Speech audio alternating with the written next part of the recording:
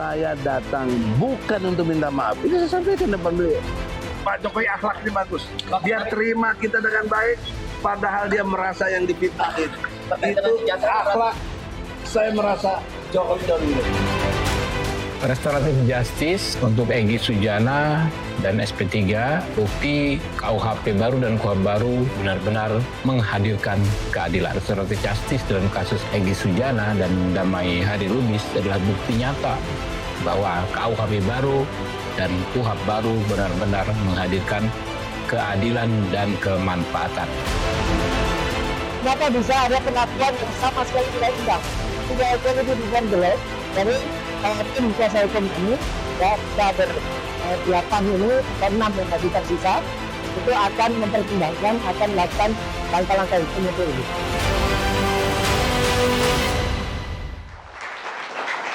Kita boleh ke kuasa hukum Jokowi, dianggap Bang Aristo tidak memenuhi syarat restoratif justice. Bang Firmanto. Ya, terima kasih. Selamat malam nih. Saya mau merespon Pak Aristo. Membantu Bu Eli, kira-kira gitu. Jadi kan sebenarnya sudah jelas banget, tadi Pak Aristo juga sudah sampaikan sebenarnya, bahwa dalam KUHP baru juga mengatur, kemudian di dalam Perpol 822 2021 juga mengatur, dan mengenai residivis tidak secara eksplisit, itu tidak boleh sebagainya, memang ada pengaturan-pengaturannya seperti itu. Namun yang kita ingin sampaikan sebenarnya saya hanya ingin mengapresiasi ini Bu Eli. Sebagai seorang lawyer, menurut hemat saya memberikan contoh baik. Bagaimana bisa membawa kliennya keluar dari kemelut. Itu dulu nih. Kemudian poin kedua disampaikan tadi sama Bu Eli, sudah terjadi perdamaian. Sehingga yang kita ingin sampaikan adalah kalau sudah terjadi perdamaian apalagi. Kan gitu ya. Mengenai bagaimana restoratif itu sendiri, tentu mekanisme itu dilakukan oleh Polri. Pihak-pihak yang bersangkutan dan sebagainya tentu melakukan hal-hal yang diperlukan dalam dokumen administrasi mereka, seperti itu. Dan kemudian tadi yang paling penting sekali adalah sudah terjadi silaturahmi. Ini paling penting menurut saya. Kenapa saya bilang seperti itu? Karena itu pemulihan. Itu merupakan suatu proses yang tadinya putus, sambung. Pak Jokowi tidak mempersoalkan. Tidak mempersoalkan. Tidak mau minta maaf sama sekali. Tidak mempersoalkan. Malah beliau menyampaikan dalam konversi persnya, sangat mengapresiasi. Kan seperti itu nih. Dan menghargai Pak Bang Egy dan Bang Damai Hari Lubis datang dan akhirnya memohon kepada penyidik dan menyampaikan kepada kami untuk dapat memproses RJ. Masalah mekanismenya tadi terjadi perdamaian dulu, baru habis itu diangkat statusnya, kemudian habis itu dilakukan restoratif justice dan sebagainya, sehingga akhirnya lakukan gelar dan sebagainya, dan akhirnya SP3, itu mekanisme di internal dan saya pikir ya malam ini kita jelaskan seperti ini. Supaya publik juga nggak bertanya-tanya, ada apa ini, ada apa. Tapi intinya silaturahmi sudah dijalankan. Berarti pasal yang dituduhkan bisa gugur dengan? Tidak, kan ada mekanisme hukum, demi hukum. Bukan soal gugur dan sebagainya, tidak. Ada prosesnya, ada aturannya. Dan tentu ini dilakukan demi hukum. Bisa dilihat nanti, minta tolong sama Bu Eli SP3-nya. Ini demi hukum. Seperti itu. Sehingga apa? Pemulihan-pemulihan sudah dilakukan. Silaturahmi yang paling penting ini kita angkat sekarang malam ini, itu sudah terjadi. Oke, kuncinya silaturahmi. Sudah terjadi silaturahmi yang luar biasa, merekatkan lagi hal-hal yang sudah kemarin, dan saling memberi mereka. Kita bisa lihat. Pertama mungkin Bang Egy dan Bang Damai Hari Lubis datang. Itu kan menunjukkan dia memberikan, menyambung silaturahmi. Kemudian saling memberikan hal positif. Kemudian saling menyapa dan saling ya berbuat baik lah. Jadi saya pikir itu yang paling baik. Sehingga tidak perlu dipersoalkan. Masalah tiba-tiba ada pertanyaan tadi Pak Aristo mengatakan ini publik juga, ya saya rasa inilah penjelasannya. Kenapa saya bilang seperti itu? Karena kalau suatu good faith atau suatu perbuatan baik dilakukan, ya kita juga harus memiliki positive thinking. Karena SP3 ini akan digugat oleh pihak Roy Suryo. Bang Refli harus komentar. Silahkan, karena tentunya apa yang mereka butuhkan, ya kita persilakan. Tetapi yang pasti sudah terjadi perdamaian, sudah terjadi silaturahmi, dan ini semakin baik. Karena kita lihat juga kok ini ada ininya di gambarnya. Beliau menyampaikan akhlak Pak Jokowi terbaik dan sebagainya.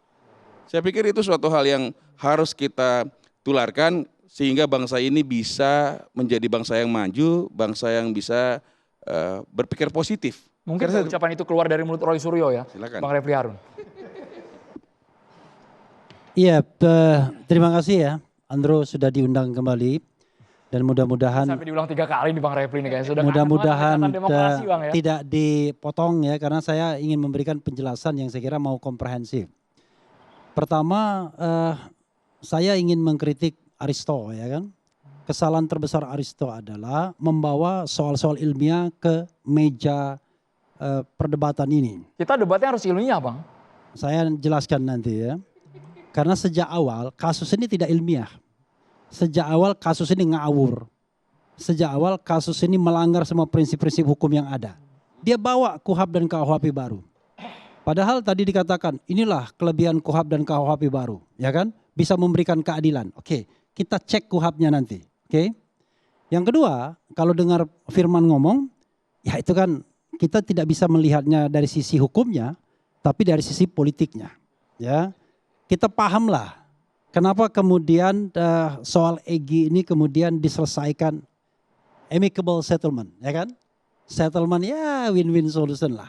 Itu kan tentu ada motif-motif sosial politiknya yang sebenarnya sudah meta yuridis, sudah beyond dari hukum yang ada.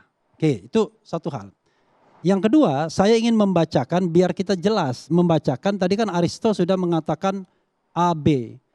Tapi dia nggak mau membacakan karena ahli kan nggak boleh membaca. Ahli itu harus hafal. Tapi kalau lawyer harus baca. Karena kalau tidak baca nanti salah, ya kan? Berapa halaman Bang? Semoga durasi cukup ya Bang ya. Karena saya ini untuk pertama kalinya jadi lawyer ketika diundang di sini ya. Oke. Saya akan tantang pasal 79 KUHP yang baru. KUHP aja ya, tidak usah KUHP. 1. Mekanisme keadilan restoratif dilakukan untuk memulihkan keadaan semula yang berupa. Saya tidak tahu apakah ini alternatif, apakah kumulatif. Tapi saya bacakan satu-satu dan pertanyaan saya buat Aristo. Mana untuk Bang Egy dan DHL? A. Pemaafan dari korban dan atau keluarganya. Apakah Bang Egy minta maaf? B. Pengembalian barang yang diperoleh dari tindak pidana kepada korban. Apakah mengembalikan barang? C. Penggantian biaya perawatan medis dan atau psikologis. Apakah dia ganti biaya? Jangan-jangan malah terbalik. D. Ganti rugi atas kerugian lain yang diderita korban sebagai akibat tindak pidana yang dialami korban. Apakah Bang Egy ganti rugi? E. Memperbaiki kerusakan yang ditimbulkan dari akibat tindak pidana yang dialami korban. Kerusakan apa yang diperbaiki Bang Egy? F. Membayar ganti rugi yang ditimbulkan dari akibat tindak pidana. Apakah Bang Egy membayar ganti rugi? Tolong disebutkan dari pasal 79 ayat 1 A sampai F ini mana syarat untuk restoratif justice itu. Oke. Kedua. Pilihan ganda nih Bang ya. Pilihan ganda. Dan saya tanya juga. Berbalik. Oh ini sorry ini atau. Karena di ujungnya atau. 2. Pemulihan keadaan semula sebagaimana dimaksud pada ayat 1 harus dituangkan dalam kesepakatan. Saya tidak tahu ada nggak kesepakatannya. Kita kan nggak baca. Katanya ada, tapi mana? 3. Kesepakatan sebagaimana dimaksud pada ayat 2 wajib dilaksanakan dalam jangka waktu paling lama 7 hari. Wah ini tidak 7 hari ini. Beberapa hari pun sudah beres. 3 saya tidak tanyakan. 4. Pencabutan laporan atau pengaduan hanya dapat dilakukan oleh setelah pelaku memenuhi seluruh kesepakatan. Oke. Balik lagi ke 1. Kesepakatan apa yang sudah dituangkan yang mau dilakukan oleh pelaku. Katakanlah Bang Egy pelaku dan DHL pelaku. Yang kemudian pencabutan laporan itu kemudian bisa dilakukan. Oke. 5. Setelah seluruh kesepakatan terlaksana, perkara wajib dihentikan dan dimintakan penetapan pengadilan. Ada nggak penetapan pengadilannya? Ya, oke. Lalu, oke.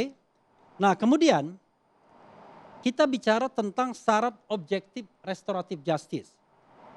Pasal 80, mekanisme keadilan restoratif dapat dikenakan terhadap tindak pidana yang memenuhi syarat sebagai berikut. Ini syarat objektif bukan syarat subjektif. Yang tidak diserahkan kepada pelaku dan korban atau penyidik. A. Tindak pidana diancam hanya dengan pidana denda paling banyak kategori 3. Maksimal 50 juta kategori 3 ini. Atau diancam dengan pidana penjara paling lama 5 tahun. terkategori bukan tindak pidana berat. Kemudian tindak pidana yang pertama kali dilakukan. Pertama kali. Bang Eki saya kira bukan pertama kali yang begini-beginian. C, bukan merupakan pengulangan tindak pidana kecuali terhadap tindak pidana yang putusannya berupa pidana denda atau tindak pidana yang dilakukan karena kealpaan. Apakah waktu itu kealpaan? Saya kira tidak. Dan kita tidak bicara residivis. Residivis itu bahasa yang agak negatif. Kita bicara pengulangan. Mau dikulang 1 kali, 2 kali namanya pengulangan. Oke? Sudah 3 soal ini Bang, Ya. masih ada lagi? Sudah itu jawaban saya. Jadi jawaban saya, apakah Egy Sujana dan DHL memenuhi syarat objektif tersebut? Karena kita tahu dia dikenakan pasal 160 KUHP yang lama, yang ancaman hukumannya 6 tahun. Dan yang baru 6 tahun juga ya. Nah, kemudian dia dikenakan pasal 28 ayat 2 Undang-Undang ITE, 6 tahun juga ancamannya, yang baru konon katanya 4 tahun. Tapi kan kita lihat apakah yang digunakan yang baru dan yang lama itu kan biasanya dalam pengadilan itu sesungguhnya. Mana dengan azas lex favoreo itu hakim dan kemudian terdakwa yang akan kemudian defense. Karena itu saya katakan bahwa kemarin kita rapat. Dalam rapat itu kita membahas 3 hal ya. Rapat ini rapat yang dihadiri oleh Roy Suryo, Rismond Sianipar dan Dr. Tifa. Ini klien kita ya. Jangan bilang Roy CS karena CS itu bisa Kurniatri Royani, Egy Sujana, pokoknya RRT ya. Dalam rapat itu kita bicara tentang 3, ini klaster 2, bicara 3 hal. Kita menanggapi RJ secara umum. Kedua, kemungkinan mengadukan perwira penyidik yang datang ke Solo kepada Propam. Yang ketiga, kemungkinan menggugat SP3, Egy Sujana dan DHL. Oke, kita nggak cemburu, ya kan? Kita tidak mempermasalahkan apa yang diperoleh Egy Sujana. Wah, senang dia kan di Malaysia sekarang, pakai VW Battle segala. Tapi yang kita persoalkan adalah apakah mekanisme hukum itu sudah ditegakkan sebenar-benarnya sesuai dengan KUHP dan KUHP yang baru. Karena saya baca baik kejaksaan maupun kepolisian mengatakan kalau kasusnya belum dilimpahkan atau belum P21 maka digunakan KUHP atau KUHP yang baru. Ya, KUHP yang baru dapat tentu, tetapi ada azas lex favoreo tadi. Nah, kalau kita menggunakan KUHP yang baru sudah tentu tidak memenuhi syarat. Anda mau bilang perpol, itu Aristo kan ngangguk-ngangguk, dia udah tahu. Perpol itu di bawah hukumnya, tidak boleh dia melampaui yang namanya undang-undang. Kalau kita bicara tentang Schopenhauer teori jenjang peraturan perundang-undangan. Karena itu kita mengatakan ini enggak benar dari sisi hukum. Walaupun saya pun perlu menyatakan Egy Sujana, Damai Hari Lubis, Roy Suryo, kemudian Dr. Tifa, Rismond Sianipar, Rustam Effendi, Kurniatri Royani, Rizal Fadila, semuanya adalah korban kriminalisasi. Semuanya korban kriminalisasi dari Jokowi. Sampai situ dulu Bang, boleh. Oh, sampai situ dulu ya. Situ dulu boleh. Ditanggapi Bang ya. Ditanggapi. Oke. Ya, terima kasih Andro. Saya tadi menyimak perkataan dari sahabat kita Refli Harun sebagai pengacara dari teroris ya, Tifa, Roy dan Rismond ini. Tanpa CS. Ya nggak apa-apa ya, RRT saya teroris nggak masalah toh. Jadi begini, tapi saya mengutip tadi perkataan Bang Refli itu tidak ilmiah. Nah, pertanyaan saya begini. Jadi selama ini mengenai ijazah asli yang dituduh palsu oleh kliennya Bang Refli ini tidak ilmiah dong. Ya kan? Kan sudah dikatakan oleh Bang Refli tadi, tidak ilmiah untuk itu. Saya kutip itu aja dulu. Ya, ini orang gak paham susah. nah, kan saya perkataannya begitu kan tadi kan tidak ilmiah kita perkataan mengkritik itu. dan menyindir Aristo. Aristo itu terlalu canggih ketika bicara mengenai kasus ini. Kalau saya murid hukum yang baik dan saya percaya this is the rule of law, Indonesia itu memang negara hukum, saya mengatakan 100% you are right, ya kan? Tetapi permasalahannya adalah kita bicara di lapangan ilmu sosial politik dan hukum Indonesia yang memang acak adul. Itu persoalannya. Kalau saya jawab negara ya. hukumnya kita benar, nggak di sini kita berdebat. Oke, silakan. Iya, terserah apa nih. Yang jelas saya akan mengutip dari kata-kata tadi yang dikatakan itu. Oke, kita ini aja. Coba bisa ditampilkan tadi apa? Ada saya kirim ya, satu ya. Satu lembar itu bisa ditampilkan enggak? Nanti sambil kami proses. Sambil proses ya. Jadi itu begini, apa? Tampilan apa? saya ingin Ijazah lagi, bukan ijazah. Jadi ada peraturan yang dibilang KUHP baru itu. Oke, poin KUHP baru. Nah, tadi kan Coba kita disatakan tampilkan itu ya. kan. Mungkin itu akan bisa diperlihatkan kepada publik untuk itu. Jadi yang mau saya tambahkan ini adalah behind the scene. Mengenai proses, mengenai permintaan RJ ini oleh Bang Egy Sujana. Tadi sudah diinformasikan oleh Ibu Elida Neti versi beliau dan kami dari versi relawan, ya. Kan dikatakan tadi ada Bang Darmizal di sana. Jadi prosesnya itu di bulan Desember, ya. Itu tanggal 17 Desember. Itu tanggal 16 Desember Bang Darmizal itu menelpon Bang Egy sebagai sahabat lama dia, sudah hampir 40 tahun berteman semasa dia jadi aktivis. Kemudian berjanjilah ya, di telepon itu bertemu tanggal 17 jam 10 pagi di rumah Bang Egy Sujana itu di Bogor. Nah disitulah kalau kita lihat ada foto, ada video ya kan, Bang Egy menulis sebuah buku yang kemudian diambil oleh Bang Darmizal itu videonya atas izin beliau. Beliau kan menulis mengatakan untuk seiman dan seislam ya. Kemudian ada CBM, cerdas, berani, dan militan. Ini akan dipersembahkan kepada Pak Jokowi. Ya, jadi ada proses pembicaraan di dalam itu seperti apa, yaitu mereka. Kemudian tanggal 5 Januari. Ya, tanggal 5 Januari, sepengetahuan saya, tanggal 17 itu Bu Elida itu mengajukan RJ ke Polda Metro Jaya. Tapi apa yang membuat berubah haluan dalam sekejap? Terkesan seperti itu ya? Nah ini kan lanjut nih, kita masih ada lanjutannya. Ya. Tanggal 5 Januari itu Bang Egy inisiatif sendiri datang ke kantor Bang Darmizal. Ya kan? Waktu 17 Desember itu menceritakan tentang penyakit beliau. Ya intinya begitu. Kemudian datang ke Bang Darmizal menanyakan, meminta ke Bang Darmizal bisa nggak difasilitasi untuk bertemu Pak Jokowi. Ya, artinya beliau ini merasa saya harus ke luar negeri, harus ke Penang untuk berobat itu. Kalau enggak gue bisa mati nih kalau di sini. Kan ibaratnya begitu. Meminta. Bang Darmizal bilang, oke, kita coba kontak dengan Solo. Ya. Kemudian menginisiasi bagaimana kalau kita belikan tiket. Tidak usah. Kami sudah ada. Kami sendiri akan beli tiket. Yang penting Bang Darmizal itu ada di Solo. Tanggal 8 itu yang sudah diokekan oleh Pak Jokowi. Saat pertemuan. Saat pertemuan. Nah beliau di sana ditemani oleh Bang Mas Rahmat, yaitu jam 4 sore sudah di sana. Kalau nggak salah, Ibu Elida dengan Bang Egy dan DHL itu datang jam 5.30 atau 4.30 saya lupa. Pokoknya jam sekitar segitu, sore, agak telat. Karena janjinya itu sebetulnya kan jam 4.30.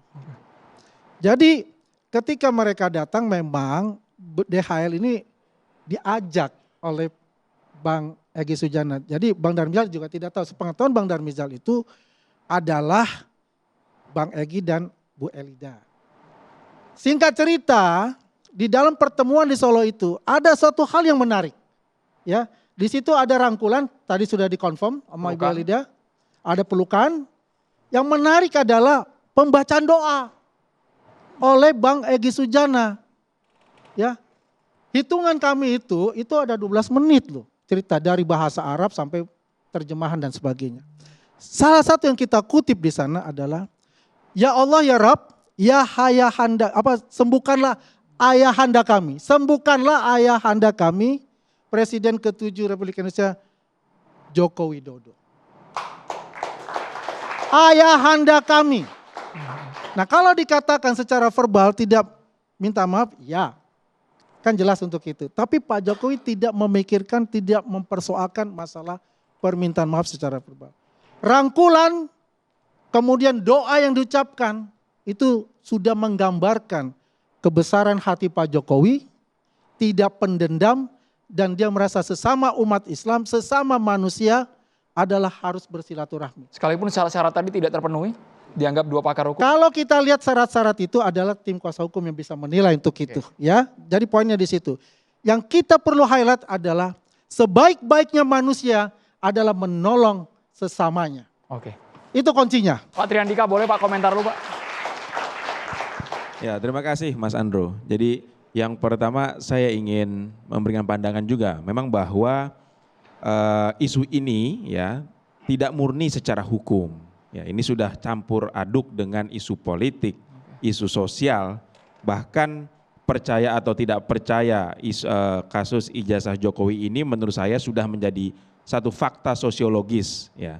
Ada kelompok yang percaya bahwa ijazahnya itu palsu, ada kelompok yang tidak percaya ijazahnya itu asli gitu ya. Jadi saya pikir ini sudah menjadi satu fakta sosiologis yang tidak bisa atau sulit digeser dengan fakta hukum sekalipun. Itu yang selalu saya bilang, meskipun nanti ujungnya pengadilan itu hasilnya bisa asli bisa palsu, saya yakin itu tidak akan bisa mengubah keyakinan dari kelompok-kelompok masyarakat yang sudah meyakini yang palsu dan yang asli. Jadi menurut saya kemelutnya ada di situ. Yang kedua, saya melihat bahwa kalau tadi diskusi dengan Mas Aristo sebentar, bahwa permintaan maaf atau saling memaafkan atau tadi saling mendoakan perdamaian itu menjadi syarat material mungkin ya, Bang Refli koreksi kalau saya salah, dalam restoratif justice. Yang menjadi isu kita hari ini kan Bang Egy mencoba membantah dia meminta maaf gitu ya.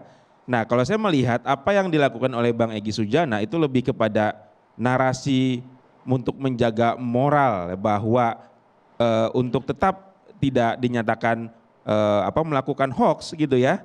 Jadi itu satu langkah strategis gitu oleh Bang Egy Sujana untuk tidak dinyatakan bersalah secara sosiologis bahwa hal itu adalah langkah yang tepat. Jadi menurut saya justru dengan adanya restoratif justice ini bisa jadi yang dirugikan oleh juga Pak Jokowi, karena dengan restoratif justice ini Pak Jokowi tidak mendapatkan kebenaran secara yudisial gitu. Apakah ini asli atau palsu gitu. Jadi ini bisa saja gitu ya dilihat seperti itu. Tetapi tafsir lain yang ingin saya katakan juga, kedua belah pihak mengambil opsi restoratif justice meskipun tadi tidak memenuhi ya kaidah-kaidah hukum secara ilmiah, itu karena keduanya juga kecapean, mengalami kelelahan ya, kelelahan secara politik gitu ya untuk berada dalam lingkaran hukum ini. Buktinya pihak RRT tidak mundur sama sekali. Ya ini kan klaster yang berbeda ya Bang. RRT, ya klaster RRT masih memiliki energi politik dan keyakinan substantif barangkali juga ya untuk terus memperjuangkan di proses hukum. Tapi kalau kita lihat langkah Bang Egy Sujana dan juga Pak Jokowi dalam hal ini satu manajemen konflik untuk menyelesaikan satu kerutan yang tidak selesai-selesai. Nah, yang ingin saya tanyakan mungkin kalau saya bertanya ya kepada Bang Andi ya sebagai pembela di kelompok Pak Jokowi, saya pikir ini satu langkah mundur yang bisa merugikan Pak Jokowi, karena Pak Jokowi tidak mendapatkan kebenaran yudisial di sini. Nah, publik bisa memberikan tafsiran bahwa ya berarti Pak Jokowi juga nggak pede dong dengan posisinya gitu. Mungkin kepada Bang Refli saya ingin bertanya ya, apakah syarat material itu dalam restoratif justice meskipun menggunakan perpol tadi ya dengan level hukum yang paling rendah itu menurut saya ada gitu ya. Harus dipenuhi karena itu syarat material. Berarti kan kedua belah pihak sudah melakukan permintaan maaf gitu ya atau saling memaafkan. Apakah itu bisa dibantah, bisa batal dengan pernyataan Bang Egy tidak meminta maaf? Demikian Mas Andro. Jawabannya bisa diungkap sesaat lagi. Kita harus jeda dulu hanya di Catatan Demokrasi pemirsa.